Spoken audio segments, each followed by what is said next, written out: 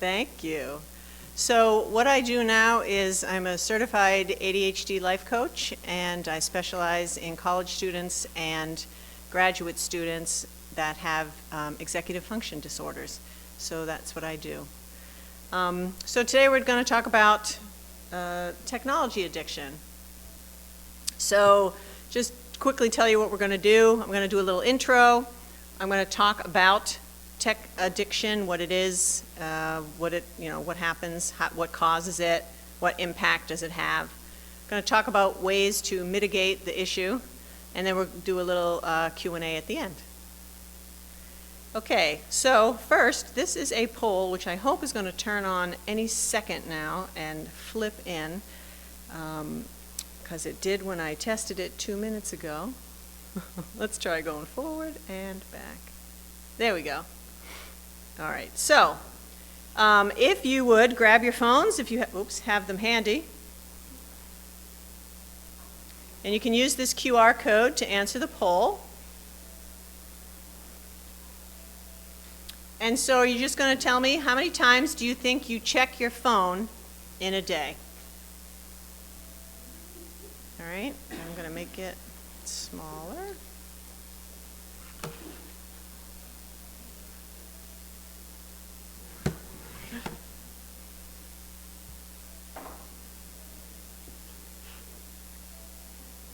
So you can also join by text, join by web, whatever.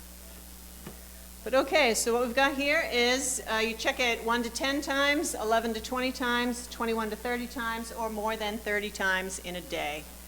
What do you think?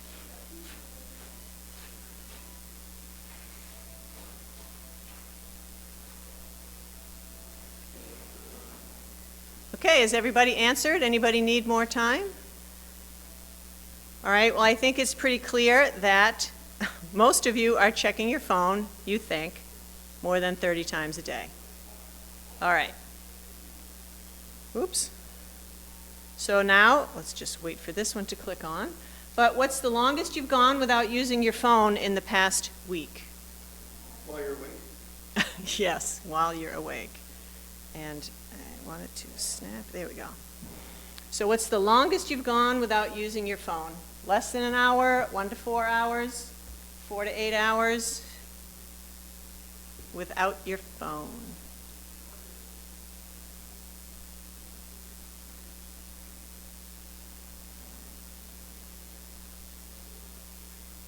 All right, we'll just give it another few seconds.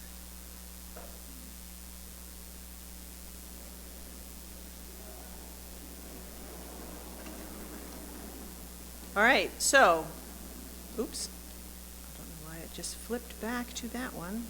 There we go. All right, so it looks like 65% of you, the longest you've gone is 1 to 4 hours. Okay? Are these numbers surprising to anybody? No? Okay, so now I'm asking you, please turn off your phone and put it away. And I know when I used to tell my students that, most of them just turned it over on their desks. But you don't have desks to do that with. Okay, so let's jump in. The research says, on average, college students use their smartphones for 6 hours and 53 minutes a day and pick up their phones 113 times a day. Okay, so that's on average. So that means there's some students that are less, but it means some students that are more. And teens spend an average of 8.5 hours on screens every day on social media, gaming, and texting. That does not include the time spent on schoolwork or work. That's just the times social media, gaming, and texting. So do these numbers sound surprising to anybody? All right, here's a couple more statistics for you. 25% of teens in the U.S. who spent more than 4 hours on their screens reported anxiety or depression symptoms. 40% of U.S. 18 to 22-year-olds report being addicted to social media. And 31% of Gen Z feel that social media has a negative or somewhat negative effect on their mental health. So it's something that students are thinking about and realizing as they go through their daily life attached to their technology devices. So it's important to explore what tech addiction is, why it happens, what it does to you, and what to do about it. So that's what we're going to talk about. So, understanding tech addiction. What is it exactly? So tech addiction can be defined as excessive use of technology that leads to problems and distress. Okay, so think about that for a second. It also includes using technology to avoid or alleviate feelings of anxiety or irritability rather than for fun and recreation. So if you're using your tech because you're anxious or you're angry instead of doing something else, that might be a sign that tech is becoming a problem. Also, when your brain and or your body won't let you stop using or engaging with tech, even when it hurts you. So even when you notice that you have signs and symptoms that you should stop or take back the technology use, you can't. Now, addiction is formally diagnosable by medical professionals. There's a book called the DSM-5, and that's the Diagnostic and Statistic Manual of Mental Disorders. And this is a book, they're on version 5 right now, that's why it's called the DSM-5. And it is used by medical professionals like therapists, psychiatrists, to determine and diagnose whether somebody has one of the many issues that are covered in the book. So addiction is in the book. The term tech addiction is not yet defined in the book. They are thinking about it. So how do you tell the difference between regular use and use when it becomes a problem? So regular use is long hours spent online for work or for school and a few hours a day browsing in your free time. That's normal or regular use. Problematic use is when it becomes compulsive and overwhelming, and it starts to interfere with your professional life, your personal life, or your social life. So it's when it starts to become a problem and it affects areas of your life, that's problematic use. So some examples of problematic use are things like viewing excessively violent or hypersexualized content, engaging in heated, offensive debates on social media, excessive social media scrolling, excessive online shopping, online gaming, online gambling, endless online research, binge watching hours of content, and obsessively checking emails and texts. All of those things should start to make you think you might have an issue. So you might have heard the term internet addiction, and that's kind of an umbrella term because all the types of tech addiction, I don't know why I'm having such a hard time saying that today, all the subsets of tech addiction are based on use of the internet, because if you didn't have the internet, most of the things you couldn't do. So internet addiction is a compulsive need to spend a great deal of time on the internet to the point where relationships, work, and health are allowed to suffer. So again, it's when the use starts affecting your life, that's when you need to think about doing something about it. All right, so some types of technology addiction include online gambling. So online gambling is an official diagnosis that is in the DSM-5. It's called gambling disorder. Gaming disorder is in the DSM-5 as a warning. They're doing more research on it, and they're asking medical professionals to start tracking numbers about it so they can add it to the next version of the DSM when it comes out, because so many people seem to be addicted to gaming. There's social media addiction. Smartphone addiction, which has its own name, PSU, or problematic smartphone use. There's doom scrolling, online shopping or auction addictions, and problematic use of online pornography, or again, compulsive information-seeking addiction. So it doesn't just mean things that some people might consider bad or evil. It's also when you can't let go of searching for something and trying to find more info and more info and more info, and you just can't stop. So, what causes addiction? I'm going to throw a little bit of neuroscience at you. It's all about the dopamine. Who has heard the term dopamine before? All right, lots of you. All right, so your brain has neurotransmitters, which are chemical messengers, and they work through your brain and through your body to deliver signals. Dopamine is the neurotransmitter that's associated with pleasure and reward. So that's the one that people know a lot about, because pleasure and reward is something people like to hear about.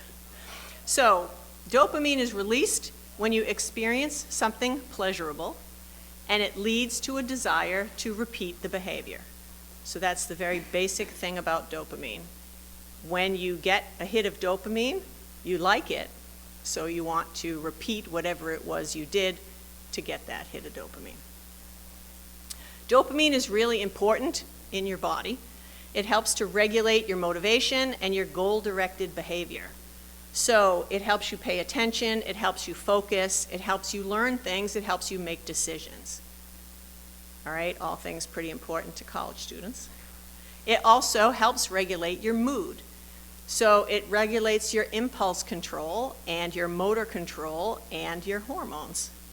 Again, things that college students are probably concerned about. So here's how dopamine kind of works in the body. So we have a chart, and we've got dopamine over time. Everybody has an initial baseline, which is that dotted line. So everybody has an amount of dopamine that's normal for them. When you do something that gives you a hit of dopamine, you get a peak, and after every peak, there is a dip before you get back to baseline. Okay? So, ooh, something really fun, something really fun. Oh no, let's go back to baseline. All right, so you have to keep that in mind, because that's what's happening. Every time you get a hit of dopamine, it has to go back down before it can return to baseline. So, what happens with addiction is it tricks your brain's reward system into craving something over and over again by releasing high levels of dopamine. So it wants to be way up high because that feels good. And it creates a cycle where you need to repeat that behavior to feel good again. You will keep doing it even if it hurts other parts of your life, because the dopamine can be so strong. These two researchers, Olds and Milner, did a study a long time ago in 1954 that's been replicated since, but they did a study on rats, and they hooked the rats' brains up to a little button. And when the rats pressed the button, they got a hit of dopamine. And they wanted to see how the dopamine was reacting with the rats' brains. And what they noticed was the rats spent all day and all night pressing the button. They couldn't stop. They stopped eating, they stopped drinking, they stopped sleeping, because that's how good the dopamine felt in their brain. All right, so dopamine, very important to what's going on inside your body and inside your brain. Okay, so tech addiction as opposed to real, general addiction. Now we're going to specifically talk about tech addiction.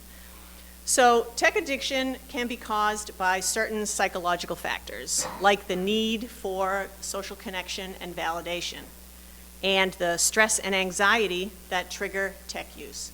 So sometimes you're just feeling mad or stressed, and you just need to have some kind of release, so you pick your tech of choice. You go watch cat video, you go play Fortnite, whatever. Okay? And the social connection, everybody wants to be liked and have friends, right? So that can also add to the tech addiction. There's environmental and social factors like the need for social interaction and the influence of your social circle. So you don't want to be the one that gets left off the distribution list, and you don't want to be the one that when everybody else is playing the game and you don't want to. Everybody wants to be included, right? So it's social. But finally, and probably most importantly, technology design and algorithms that are created to make you addicted. So all these apps and websites and things that you're using are addictive by design. They are all created with algorithms that reinforce addictive behaviors to keep you using the game, using the app, right, doing whatever it is you're doing. So, here's a quote. From Fortnite to TikTok, video games and social media channels are carefully designed to encourage habitual use. They want you using them, and they want you to keep using them.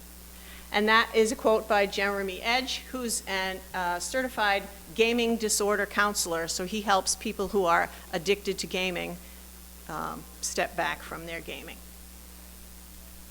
So, how does social media hack your brain? It starts with the dopamine cycle.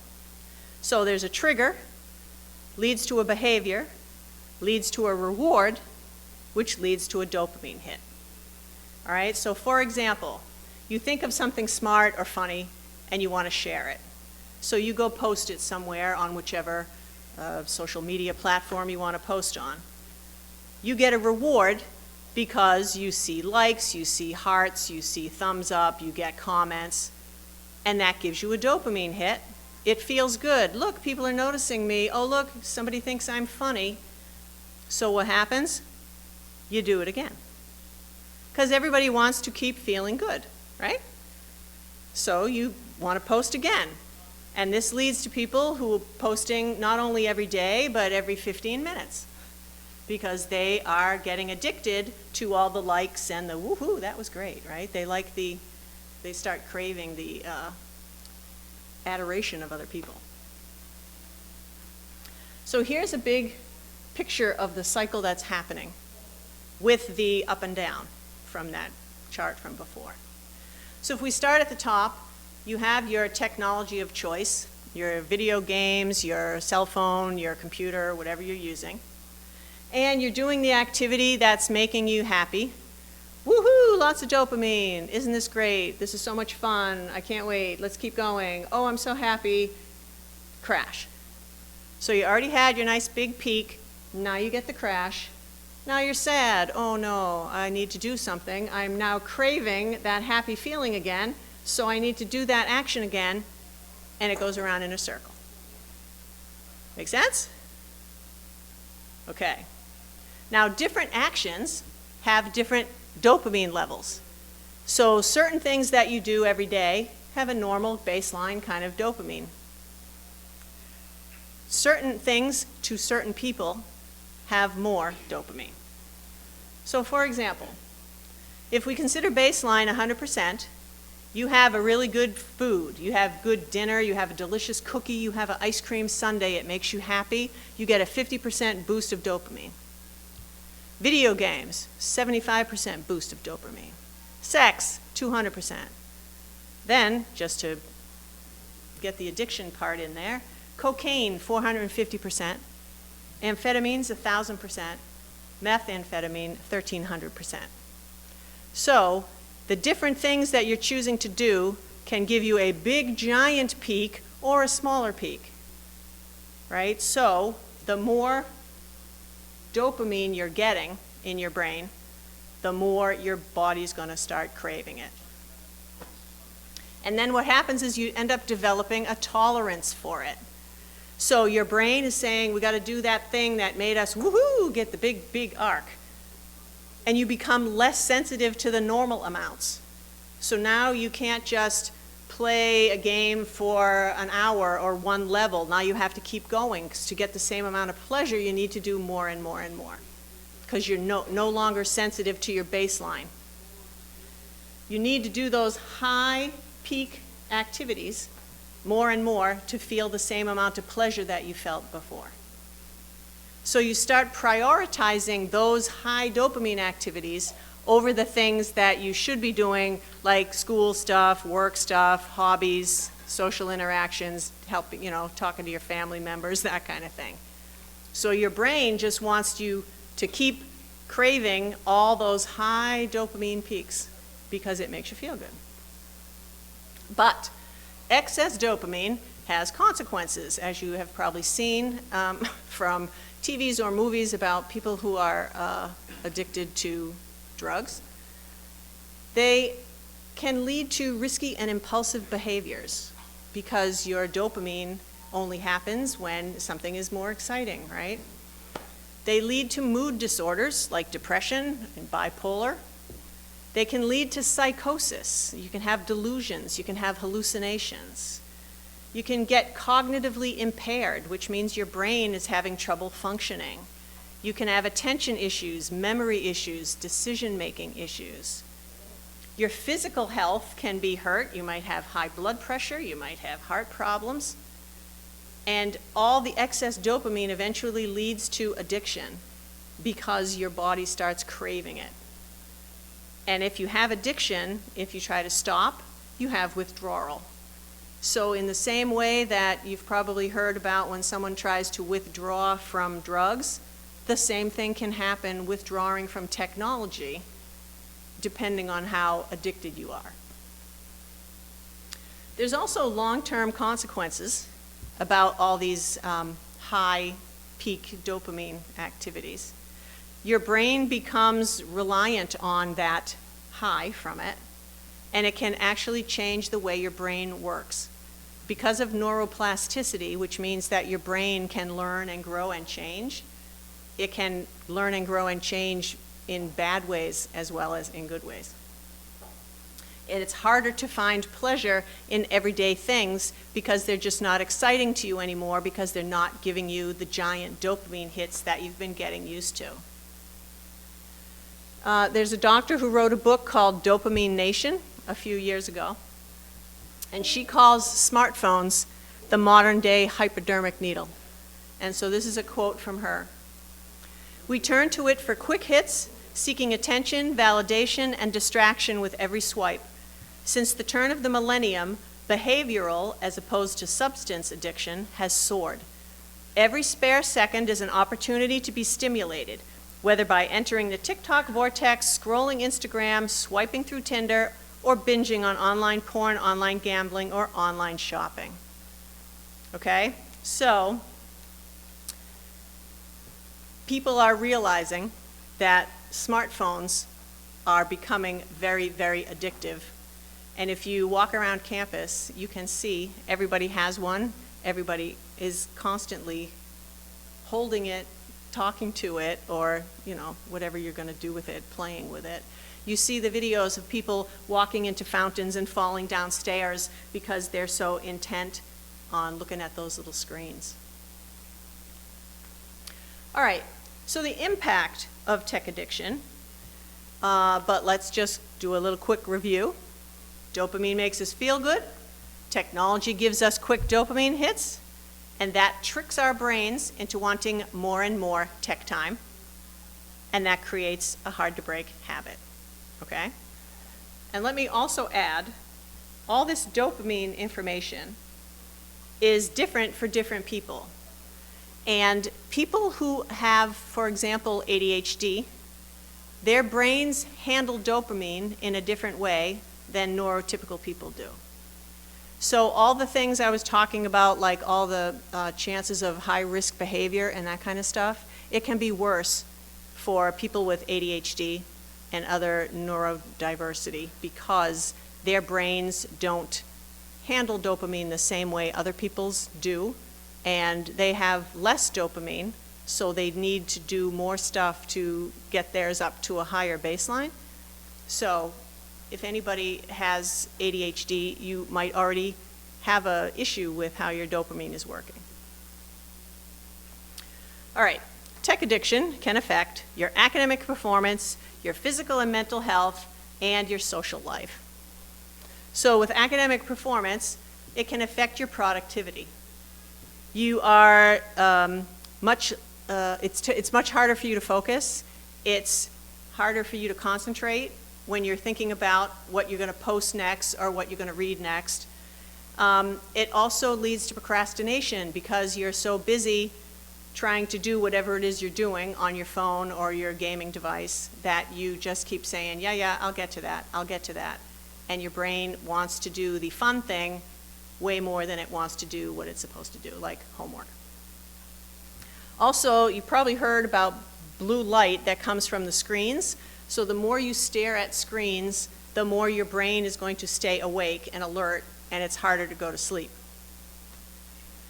There's also an issue with multitasking because people think, oh, while I'm doing my homework, I can also just scroll on my phone or do something else. But multitasking does not exist, okay? It's a fallacy. Your brain cannot do two things at once. Your brain can only do one thing at a time. So you are not really multitasking if you're, for example, trying to read a book while you scroll and then go back to your book. Your brain can only do one thing at a time, so it has to split its attention between two different things. And that takes longer than if you did one thing all the way and then did the second thing all the way. So multitasking is not helping you. And it can also reduce your cognitive capacity because you're trying to put too much stuff in your brain at once and pay attention to too many things at once. It can impact your physical health. We talked a little bit about that already. But you can get posture issues like neck ache and backache and headaches. You can get dry eyes, eye strain, and other vision problems from staring at the screens. And insomnia because you can't sleep. How many people in here sleep with their phones? Anybody? Yeah. All right, so when you sleep with your phone, you're not getting a good night's sleep because you're waiting for it, right? You're waiting for the ping, you're waiting for the vibration. Carpal tunnel syndrome is a problem because if you have carpal tunnel syndrome, it means that the carpal tunnels down here that have your nerves running through them get too tight and you're in pain all the time and you have to have operations to fix that. Another thing is called de Quervain's tenosynovitis, which is kind of carpal tunnel, but it's in your thumbs. So you people with the thumb gaming, eventually you will end up having to get very painful hydrocortisone shots in between the bones. And let me tell you, it really hurts. It also leads to a sedentary lifestyle. So if you think of people just sitting around for hours and hours and hours gaming or lying on the couch, binge watching things, it can lead to weight gain because they're not getting up and exercising and moving around. And it can even get to the point where the lack of personal hygiene can happen if you stay up all night gaming and you realize, oh, I got to go to class, and you don't bother to take a shower, change your clothes, brush your teeth, and you just go. So that can really show you that you've got a problem. It can impact your mental health as well with increased anxiety and depression, dishonesty when you start lying to people about why can't you come? Like, why can't you come out with us? Oh, you're making something up. It's really because you want to binge watch something or you want to play your game some more. You get stressed, you get burnt out. Sleep disorders, again, which is a big problem. It's a very big problem for college students who are supposed to be getting 10 hours of sleep a night. Anybody who's getting 10 hours of sleep? Yeah, okay. That's what your brain needs to recharge itself. It can lead to aggression. It can lead to mood swings. So you really want to be careful with your mental health. Finally, it can impact your social life. Since the pandemic, when we forced everybody onto screens and more screens, there's been reduced face-to-face interactions, and people forget how to talk to each other and how to have conversations with each other. It has weakened interpersonal relationships because you would rather play with your phone or do whatever tech you are addicted to. You would rather do that than talk to people and leave your house. So your social and communication skills get impaired, and those are very important for students, especially when students have to do group projects or have to talk to their professors or have to go on job interviews. It can lead to conflict and miscommunication, especially if you're trying to, deal with roommates, deal with parents, deal with whoever, and people are getting mad at you because you're not available anymore. It can lead to social comparison, and this is a big problem with girls who look at pictures of other girls that might not even be real photos. They are doctored, a lot of them, and they start comparing themselves, and people decide they're not pretty enough, smart enough, I'm not tall enough, I'm not whatever enough, and comparing yourself to other people like that can really hurt your mental health and social life. Basically, you just end up getting isolated, disconnected, and lonely because you just want to have your tech device as your friend, and you kind of push everybody else away. And that leads to guilt because you know you shouldn't be doing it, and you can't help it. There's also kind of a dark side of tech addiction when we track our relevance in the world by impressions and reposts and followers, especially if we're comparing ourselves to other people, right? So if you're saying, he's got more likes than I do, he's got more whatever than I do, that comparison and thinking of your importance that way can be really hurtful. The craving of the reinforcement of other people that you get when you're stuck in the loop because you're just craving other people to like your stuff, comment on your stuff, say nice things about you or whatever, how many followers, who's going to follow you, who's not going to follow you, oh my God, he stopped following me. It can get really obsessive for people. You end up checking your phone constantly and comparing yourself with other people and other things, and that can make you depressed because you're unhappy with what you're seeing. It can also have issues when there are people making nasty posts about other people, and then other people jump on and say, yeah, you told him, yeah, that was great, yeah, you shut him up. That gets approval from other people, and it's negative reinforcement, which is still reinforcement, so you keep doing it, and then you become a cyberbully. Because you think, oh, look at all the people that like me because I'm being mean. So, all right. So those are all the bad things that can happen. So what can you do? You want to develop healthy tech habits. And one of the best things you can do is set boundaries on your tech use. So you can do things like intermittent digital fasting. So try to put it away for a while every day. See how long you can go without it. Start and end your day screen-free. Decide I'm not going to look at my phone until whatever, until I've taken a shower, until I've eaten my breakfast. Start building little boundaries and keeping to them. Make your bedroom a no-screen zone if you can, and I know for some students that's hard if you're living in a dorm room that's just a room. But if you can, charge your phone in another room at night. Don't keep it with you because you will be so tempted to keep looking or see what's happening, right? If you can put it in a drawer at least and turn it off and keep it out of sight. So mindful tech use and purposeful engagement can help you. Turn off your notifications so you're not constantly hearing the ping, or whatever noise you pick. Because every time you hear that, that's setting off your, oh, I want the dopamine, I want to see what that is, because it might be a reward, somebody might have said something or followed me or liked me. Turn off your phone and put it out of sight when you're working, because the fact that it's there is a cue. If you can see it or hear it, it's cueing you back into that cycle of addiction. You want to participate in analog activities. Go out and take a walk, go play a game of frisbee on the quad, whatever. And try using an old-fashioned alarm clock or watch, because a lot of people say, well, I have to have my phone with me because I don't have a watch. That's how I'm checking the time. Get a watch. Get an alarm clock that's analog with the little hands that will wake you up so you don't have to depend on your phone. It's also important to know the difference between good dopamine and bad dopamine, which we talked a little bit about.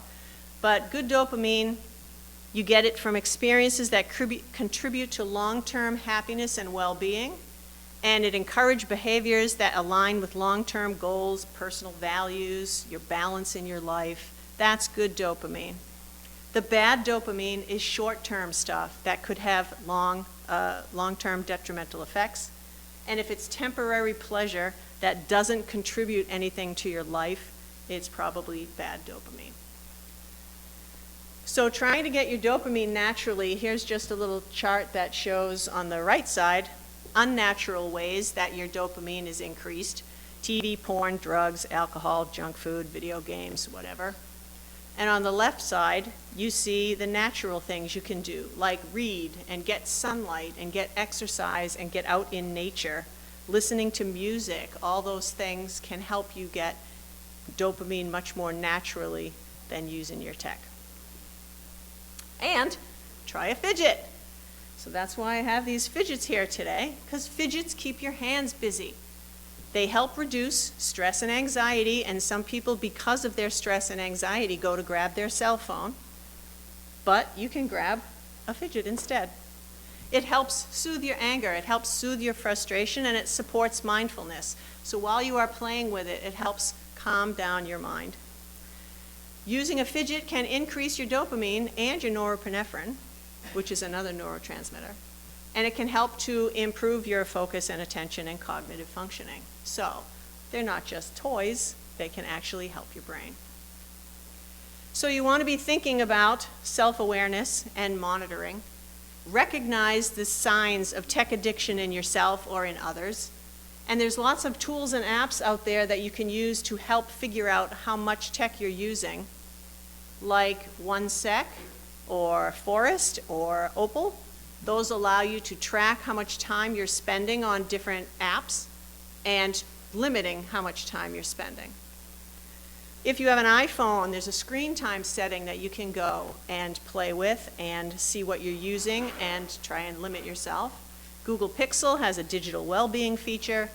Every cell phone has some kind of way to track what you're doing, though it's probably hidden somewhere down deep in the settings because they don't want you to find it.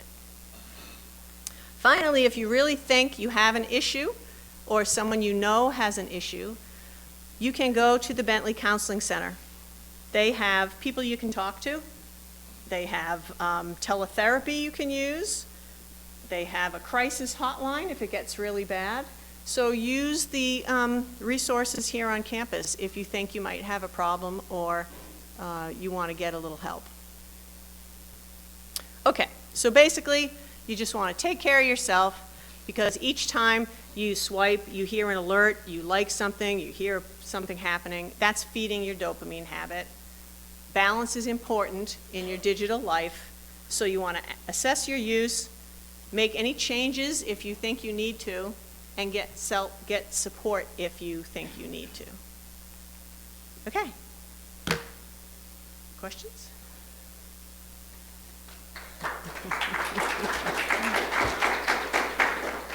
Yes.